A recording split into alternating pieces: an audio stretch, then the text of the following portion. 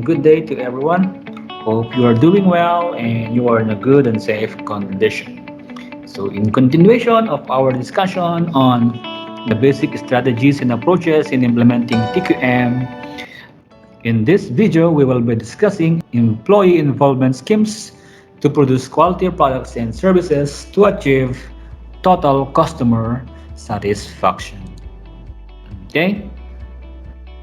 The basic philosophy of total quality management is to involve every employee in the organization along with its suppliers and distributors to improve product quality and thus enhance customer satisfaction. Di ba? Can you still remember yung definition natin ng total quality management? Di ba nakalagay doon? All is involved. Kaya nga total. Everyone is involved in the production or in the improvement of the quality products and services to achieve customer satisfaction using data and profound knowledge. Okay, yun yung ating description noon sa total quality management. So employee involvement is certainly not a substitute for management, nor it is the final word in quality management. It is a way of meeting excellently the goals of the organization for quality and productivity at every levels of organization.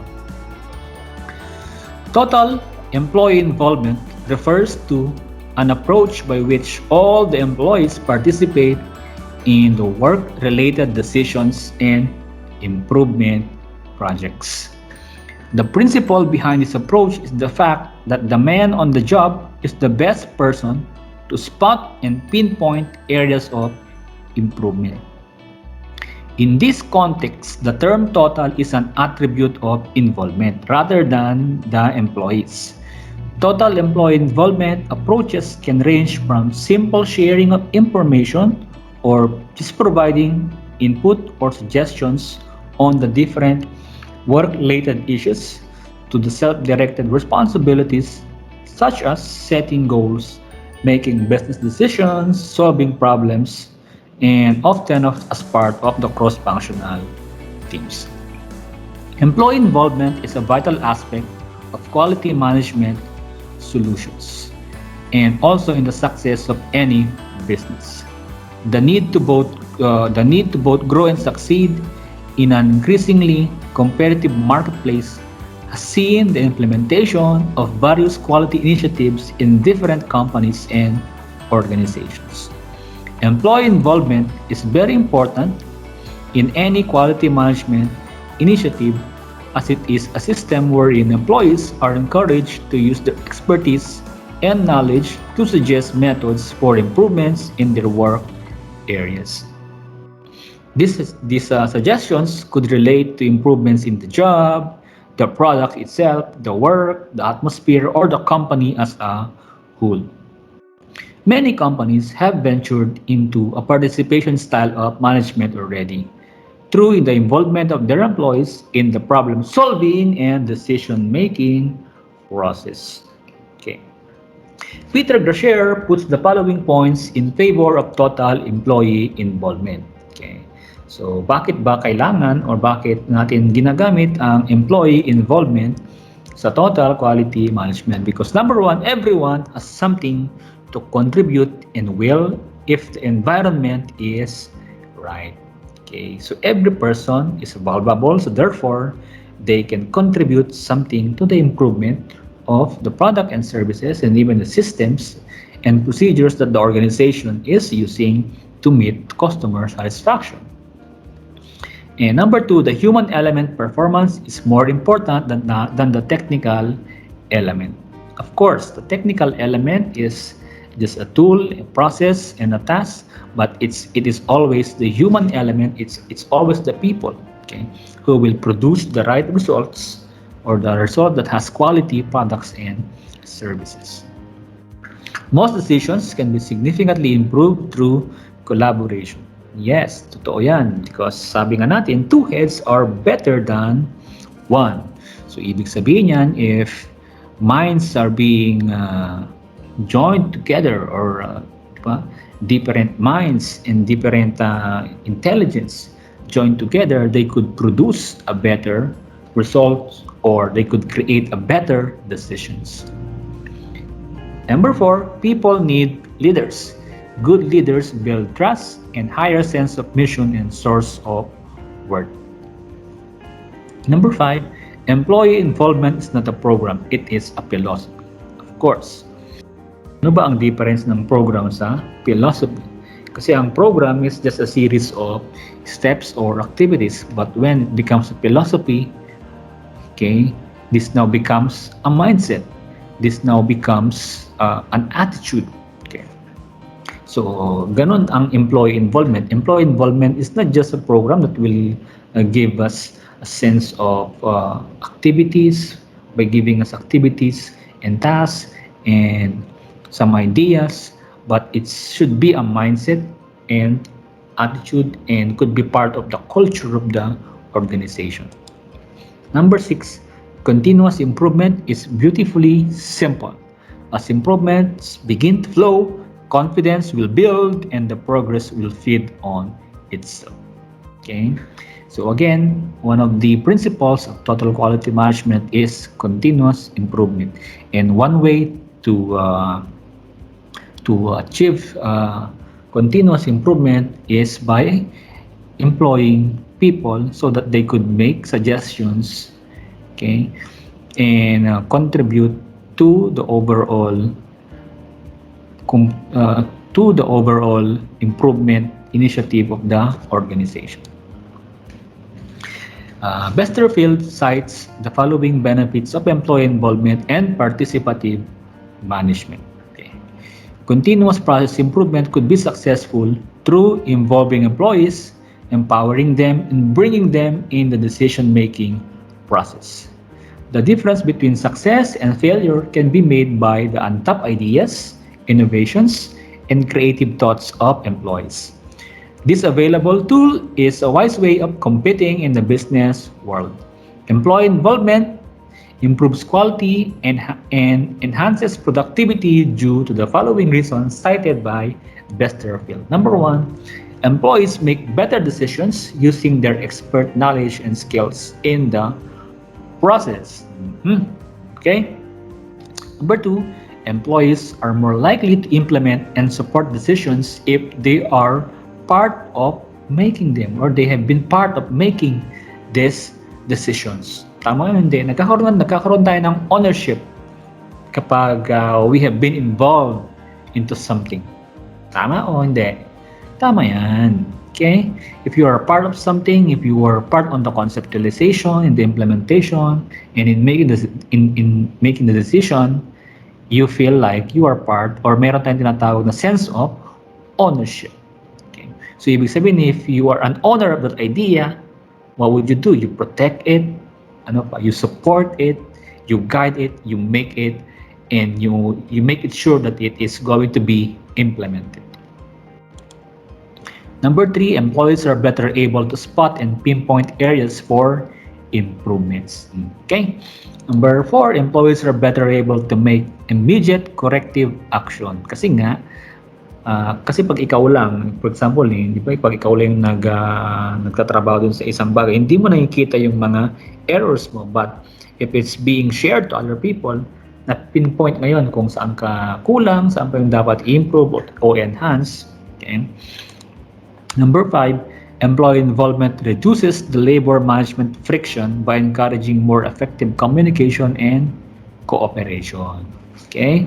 So, once you involve employees in decision making, okay, so nababawasan ngayon yung alitan ng labor at saka ng management.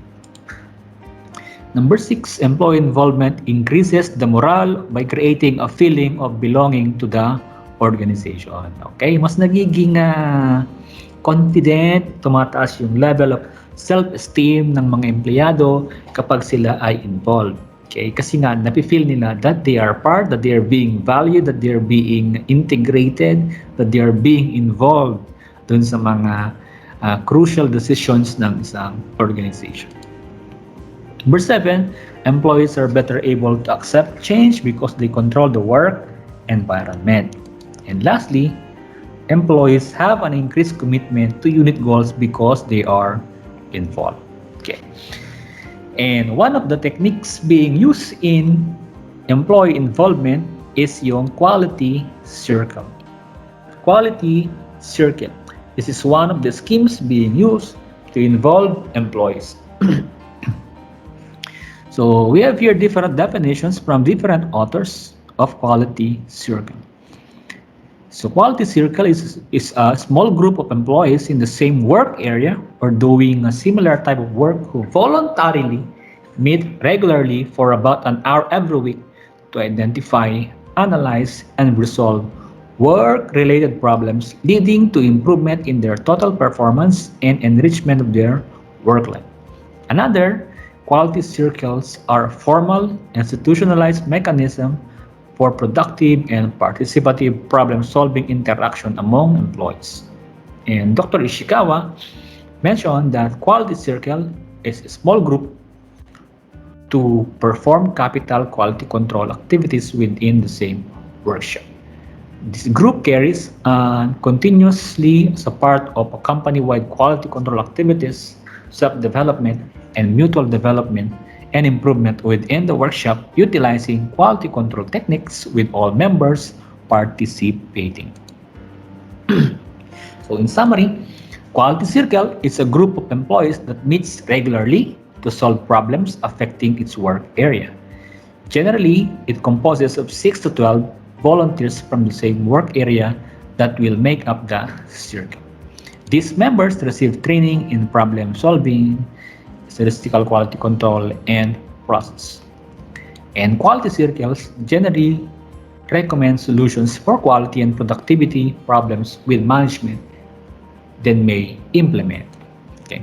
So in a nutshell, quality circle is a group of 8 to 10 people who work on the problems of their own choosing, who can use it. Everyone interested in better quality of work life inside the organization. And how does quality work? They have weekly meetings and use different problem solving method.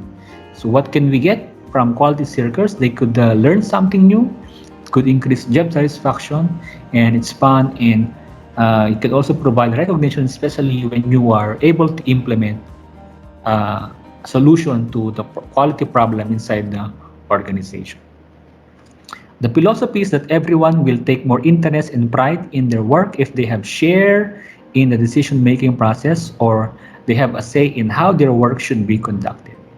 Quality control, a quality circle gives employees greater satisfaction and motivation.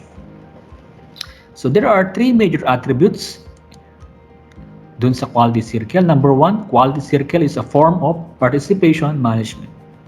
Okay? Because you are now involving people, diba? To create decisions and to solve problems in their work area. Quality circle is a human resource development technique.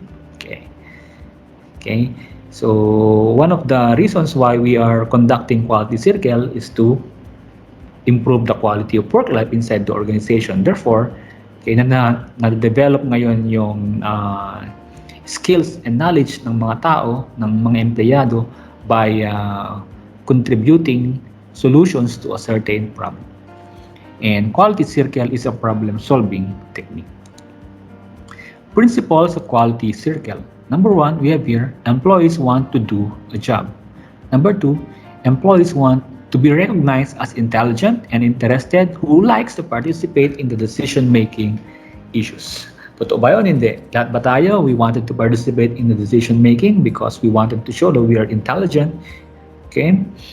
And number three, employees want to be better informed about the organizational goals and problems. Number four, employees want recognition, responsibility, and a feeling of self-esteem. So by employing quality circles, this could be the attributes and the principles is being worked out or manifested. So what are the features of quality circles? Number one, quality circle is small group. Nakita mo yung mga definitions, di ba? It's a small group of employees ranging from 8 to 10 members. Yon, yung parang standard na members dapat ng quality circles, 8 to 10. A circle with less than 5 members would lose its vitality due to high rate of absenteeism. This may cause a circle to become inactive. On the other hand, more than 15 members in a circle could result in denial of opportunity for active participation by everyone. As such, 8 to 10 are recommended as the minimum and maximum strength of quality circle respectively. The reason for such number is the number of interaction among members would be manageable. Okay, mahirap naman pag masyadong konti at pag masyadong marami. So, according to the authors of quality circle, 8 to 10 is the minimum and maximum strength of quality circles or number of quality circle members. Number 2, quality circle is organized in the same work area or doing similar type of work. So a quality circle is a homogeneous group and not an interdepartmental or interdisciplinary one. Members participating in the circle activities must be on the same wavelength. Okay, dapat magkakakilala sila, alam na they have common knowledge and skills and working in a common department. Okay, and solving a common problem. Discussions taking place at the meetings should be intelligible to each one of the members. Dapat may alam sila dun sa mga pinag-uusapan nila. So this is possible only if the composition of the circle includes employees working in the same work area or engaged in the similar type of work. Designations of members need not necessarily be equal, but the work in which they all engage should be common. Number 3, quality circles are voluntary. Okay, remember this one. Employees decide to join quality circles on their own willingness. No compulsion, no coercion, no pressure, okay, sa mga empleyado to join or not to join quality circles. So it is based on voluntarism principle. Number 4, quality circle meets regularly for about an hour every week. Normally, a quality circle meets for about an hour every week. It is therefore possible for circle to meet at least 3 or 4 times a month. Okay, the regularity of such meetings is very significant and it must be adhered to. And these meetings could be conducted during or after working hours. This decision is left to quality circle members themselves. Another feature of quality circle is quality circles identifies, analyzes, and resolves work-related problems. The employees who work continuously in a work area knows best what problems are hindering achievement of high quality, productivity, and optimum performance, as also how they can be remedied. The members of quality circles themselves can therefore identify what problems and entertain requests from the management and other departments to look into certain problems that may be worrying them. The focus of quality circle is work-related problems and not other extraneous issues such as grievance or demands.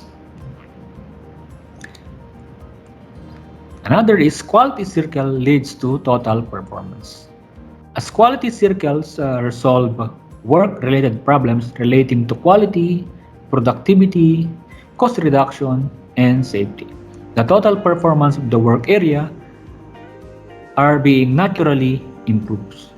This results in both tangible and intangible gains to the whole organization. And lastly, the bottom line of quality circle is to enrich work life.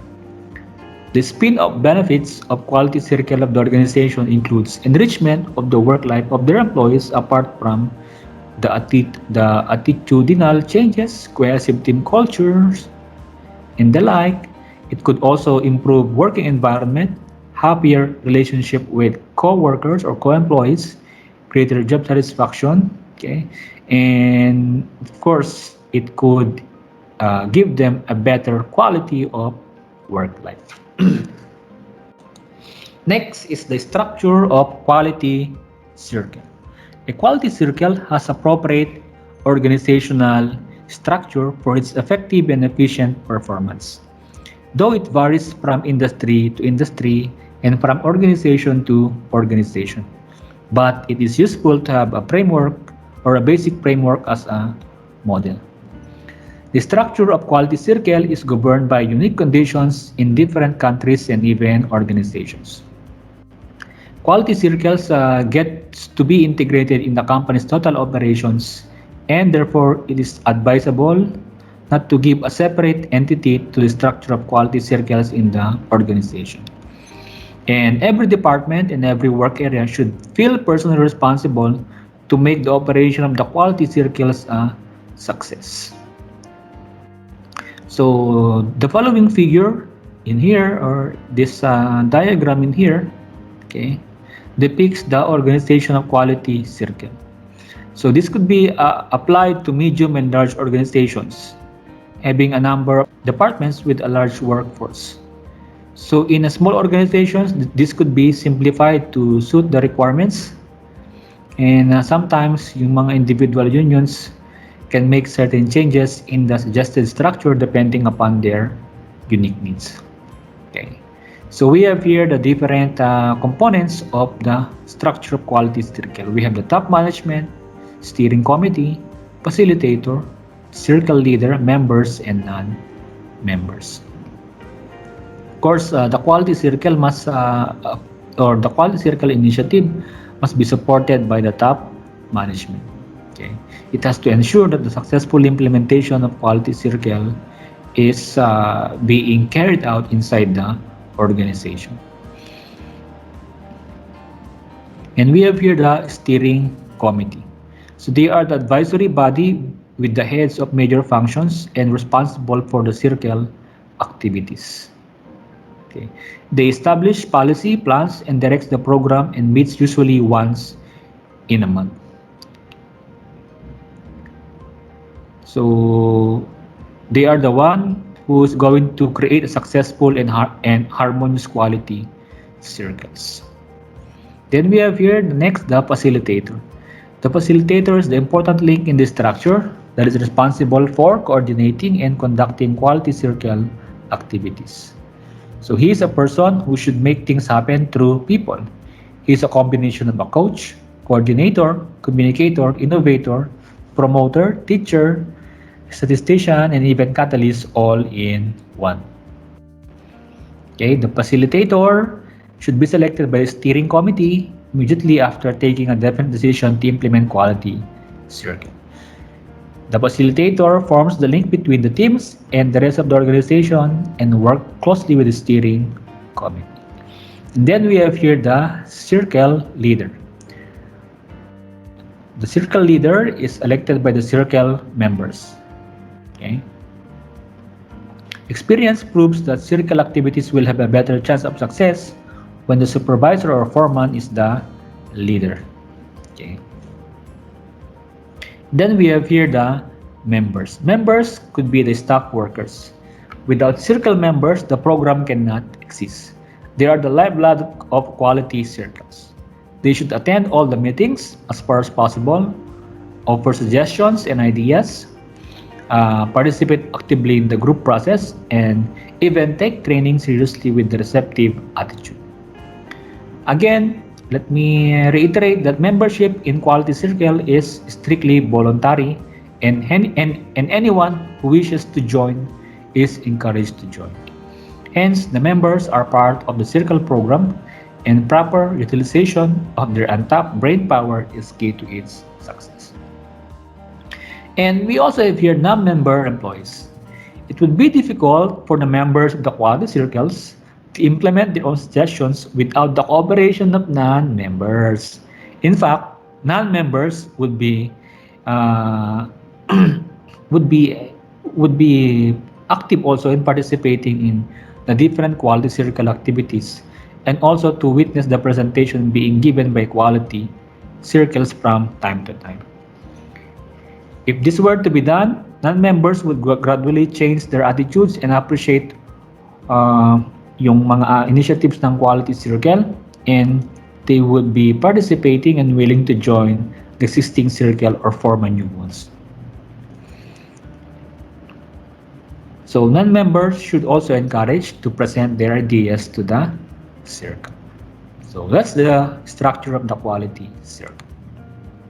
And how does operation or how does quality circle operates?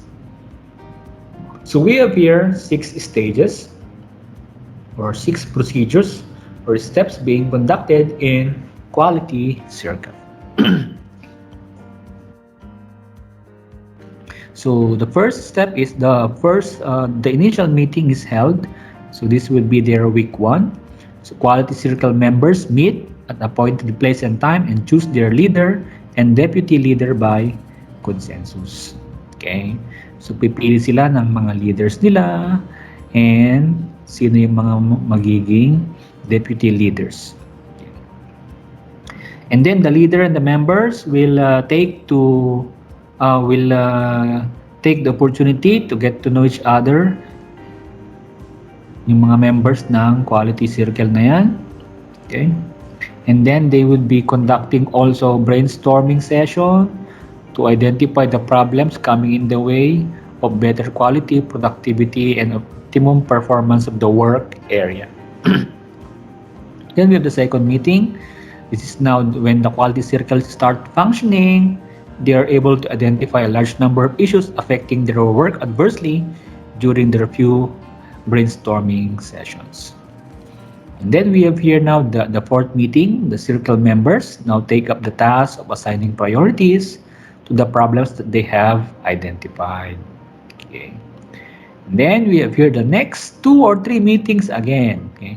Having decided the priority of problems and the first one to be tackled, the circle starts systematically analyzing the data relating to it.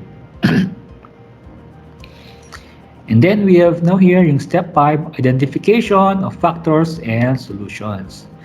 The factors which are identified as being responsible for the problems are then individually taken up and solutions acceptable to all are arrived at.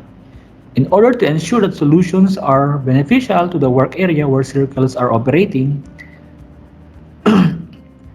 they will be advised to involve representatives of other areas which are likely to be affected by the decision at the discussion stage itself. And after identifying the factors and solutions, they are now ready to be implemented, yung mga solutions na yan. Okay? So the circle members ensure that that is also implemented. Okay?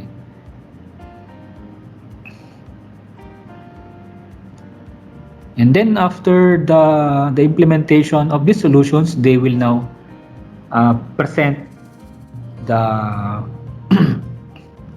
the outcomes of this quality circle.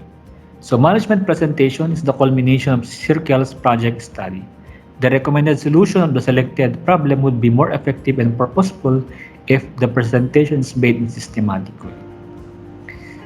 Okay, so in summary, quality circles are not a new panacea to cure all industrial ailments. They are just a mechanism for creating the type of organization and the type of people-oriented philosophy.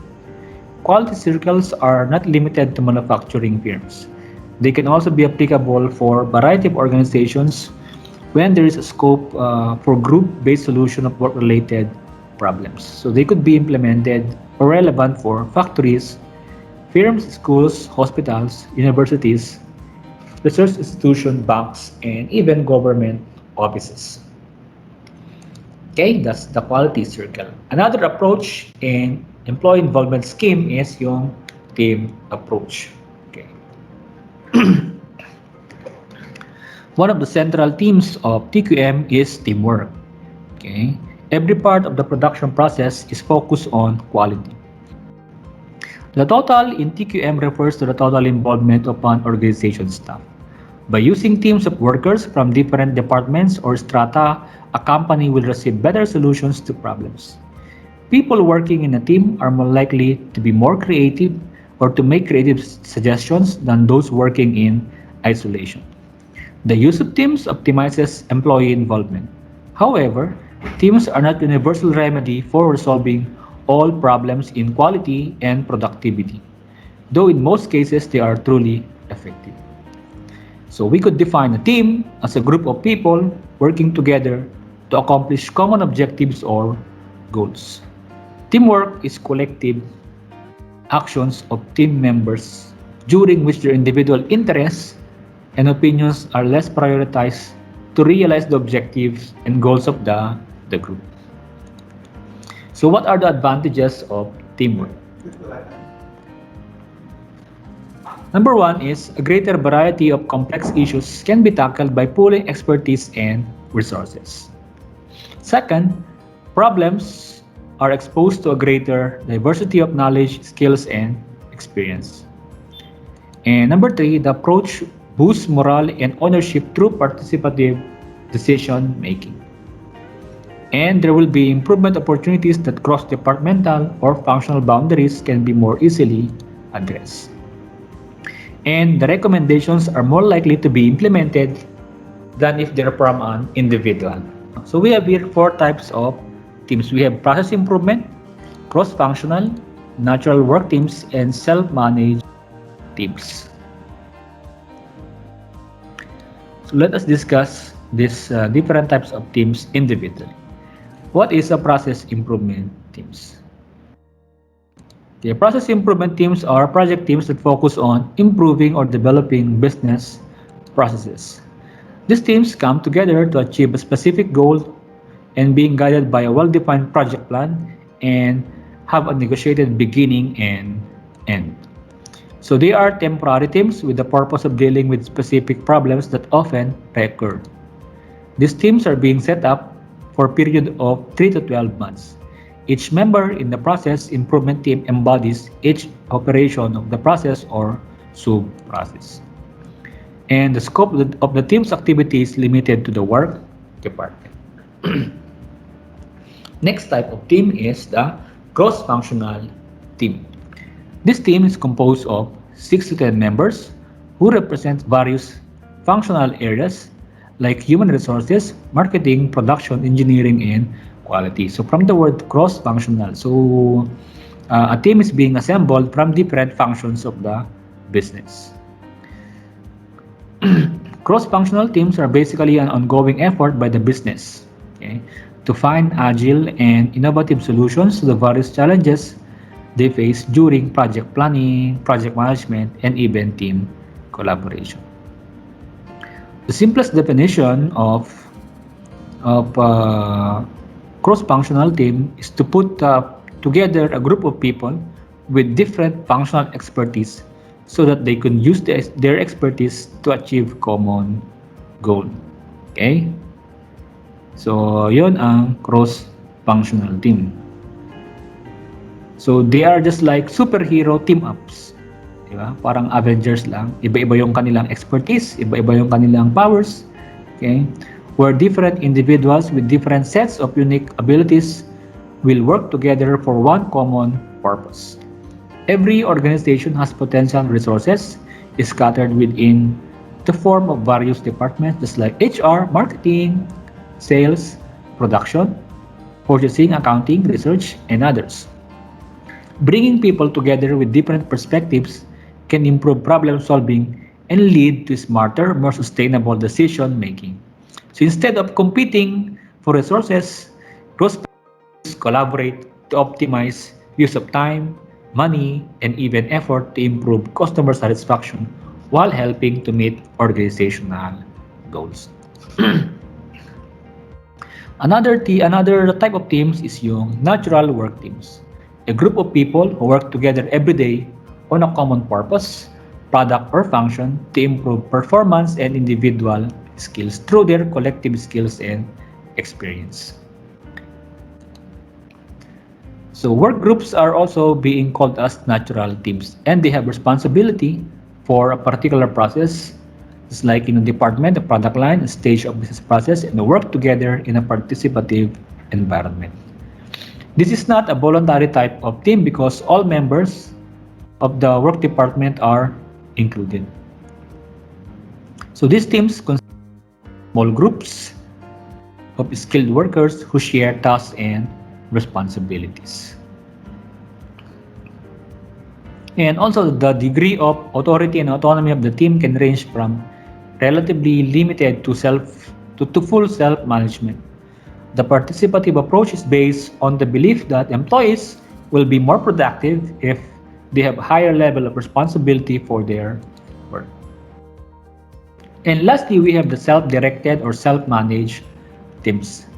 This is an extension of the natural work teams without a supervisor.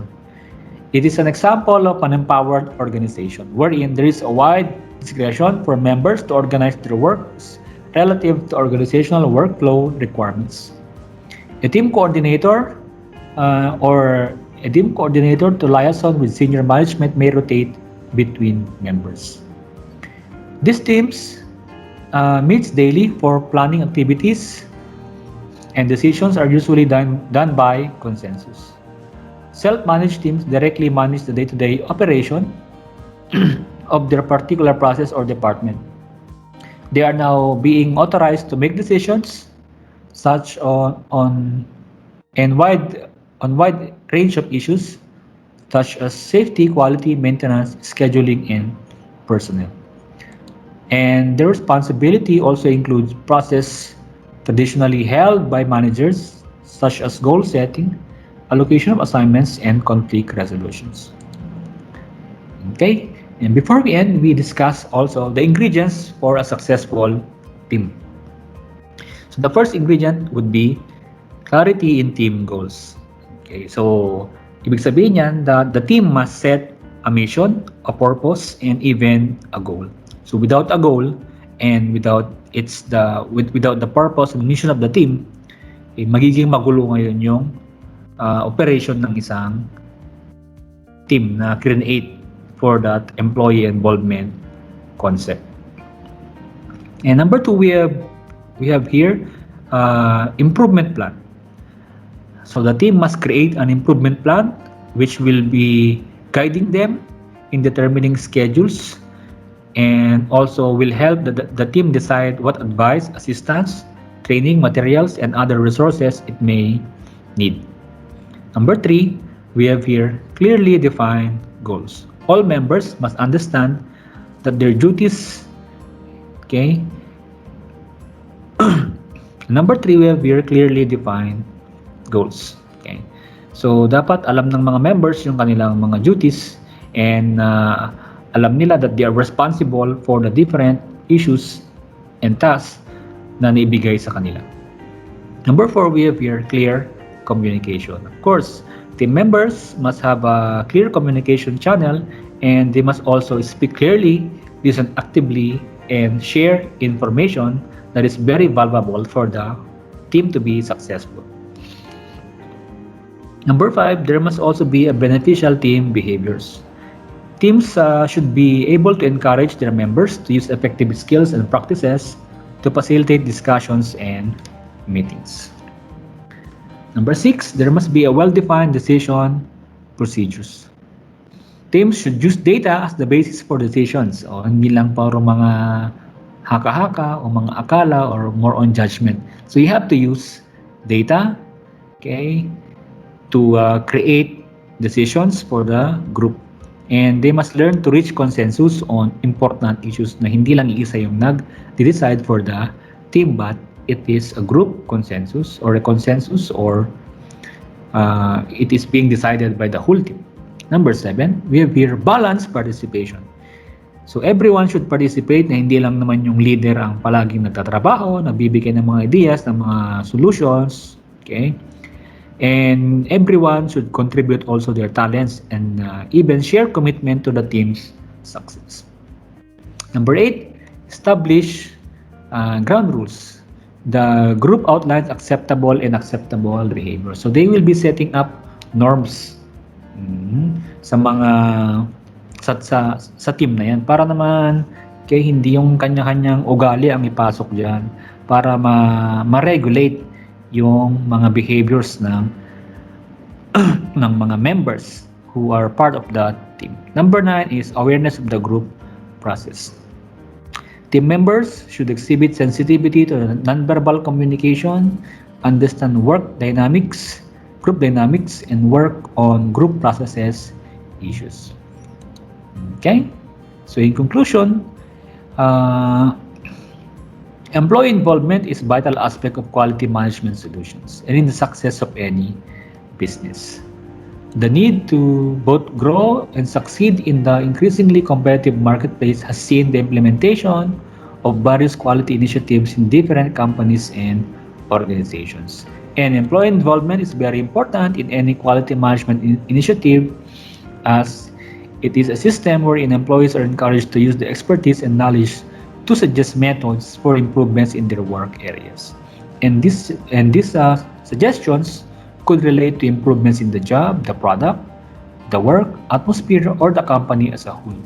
So many companies now are venturing into a participation style of management by involving employees in the problem solving and decision making process. And thus, they are being rewarded by using this type of employee involvement schemes. Okay, that's the discussion on employee involvement schemes. So thank you for listening and see you again in the next video. And as always, don't forget to be kind, be curious, and be engaged.